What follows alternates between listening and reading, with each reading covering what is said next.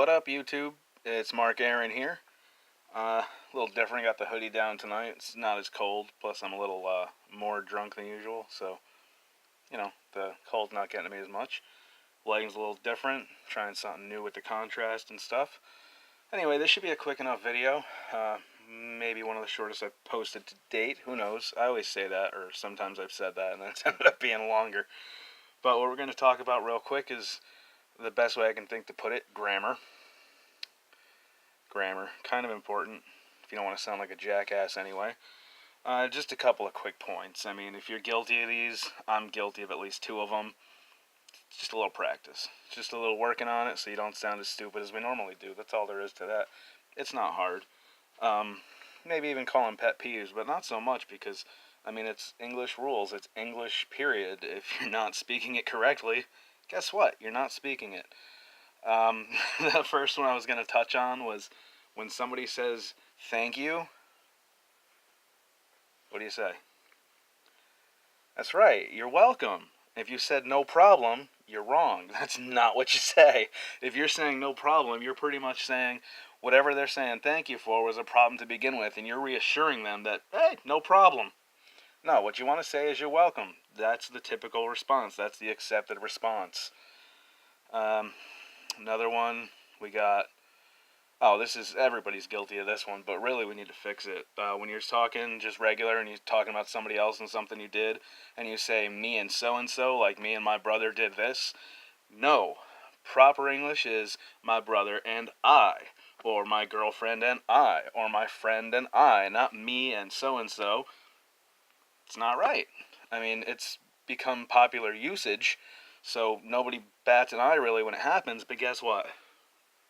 It ain't proper English, so let's fix that. I mean, I myself have been trying to work on that too. I'm not a hypocrite. If I come on here and say something like, don't say this, I'm actively trying to fix it because that's one of the ones I'm guilty of too. Big time. Not the you're welcome one. I don't mess with that. I mean, I was taught right. I was raised right with manners, so when somebody says thank you, I say you're welcome. I rarely say no problem. I've caught myself doing it time and again, but again, that's just, general usage. Still not acceptable, but that's my excuse. We got, here's my favorite. My favorite. Axed. No, it's not axed. That's what you do when you murder somebody, That's what Lizzie Borden did. She axed somebody. When you're talking to somebody and you're asking them a question, you are asking them a question. You don't flip the letters around. That doesn't fix nothing.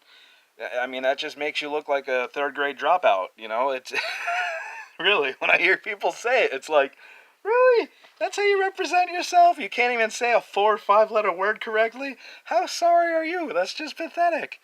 I mean, really, go back to school. Stay in school. I didn't even go to college and I can handle that. So it can't be that tough, right? Right. And then the next one's probably more pronunciation than anything else. Like I hear people say, well, I can't think of a direct example at the moment, of course. I'm going to start taking notes or something. But it is kind of fun to just do stuff off the cuff anyway, especially when I'm trying not to cuss so much. That really makes it a challenge. But when you say, like somebody says, booth, that's a good word. Gee, wonder where I thought of that one from. But when you say booth, and instead of booth with a TH at the end, booth, they say boof, like it's an F. Boof. Again, you just sound like a third grade dropout idiot. I mean, there's no way to sugarcoat it. There's no way to make it sound good. Nothing like that. I went to public school too. It didn't fail me that bad though. I mean, you got to be a real tool to be walking around saying crap like that. Yeah, I caught myself there. Like I said, it could be a pronunciation thing. If that's the case, it's just a little practice and effort. It's not that tough. If you gave a crap, you'd put the time in.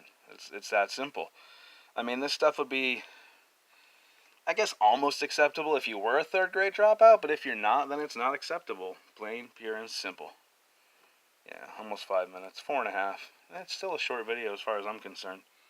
Stay tuned. More to come. Like, share, subscribe.